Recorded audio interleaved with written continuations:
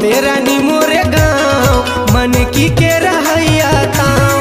कबुआ बेरानी मोरे गाँव मन की के रहैया ताऊ। मैं जिला मुंगेली के दबंग दीवाना, जिला मुंगेली के दबंग दीवाना, तोरे चाहने वाला ता। कबुआ बेरानी मोरे गाँव मन की के रहैया ताऊ।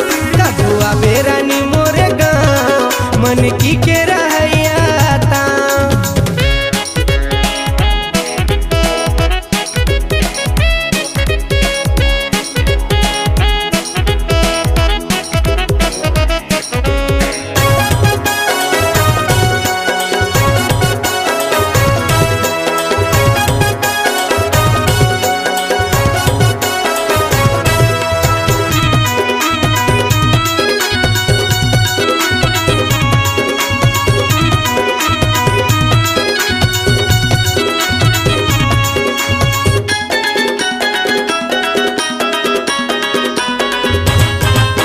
खामी डिंडौरी के करथा बाजार मेला घूमा हूँ तो लाया खरा।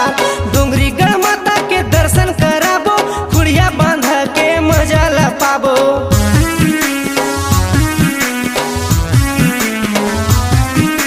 खामी डिंडौरी के करथा बाजार मेला घूमा हूँ तो लाया खरा।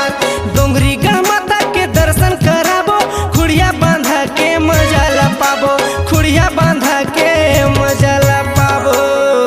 औ पूछते आबे रानी मोरे ना, मैं ससी रंगीला ताऊ मन की के रहैया। मैं ससी रंगीला ताऊ मन की के रहैया।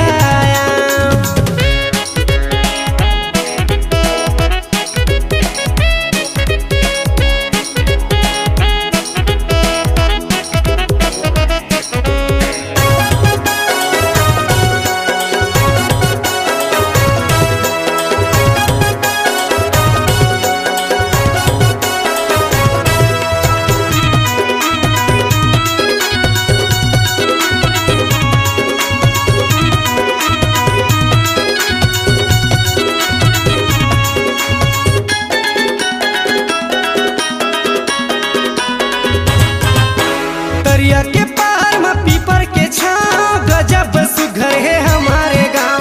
छत्तीसगढ़ भर मोरे चेसोर कहूँ ते पूछबे ना वाला मोर।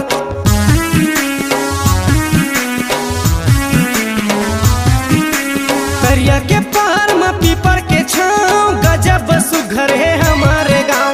छत्तीसगढ़ भर मोरे चेसोर कहूँ ते पूछबे ना वाला मोर, कहूँ ते पूछबे ना। पूछते आबे रानी मोरे गाँव। कबुआ बेरानी मोरे गाँव मन की के रहैया ताऊ। कबुआ बेरानी मोरे गाँव मन की के रहैया ताऊ। मैं जिला मुंगेली के धाकड़ दीवाना, जिला मुंगेली के दबंग दीवाना, तोरे चाहने वाला ता। कबुआ बेरानी मोरे गाँव मन की के रहैया ताऊ। कबुआ बेरानी मोरे गाँव मन की के रहैया ताऊ। कबुआ बेरानी मोरे गाँव मन की के रहैया ताऊ। कबुआ बेरानी मोरे गाँव मन की के रहैया ताऊ। कबुआ बेरानी मोरे गाँव मन की के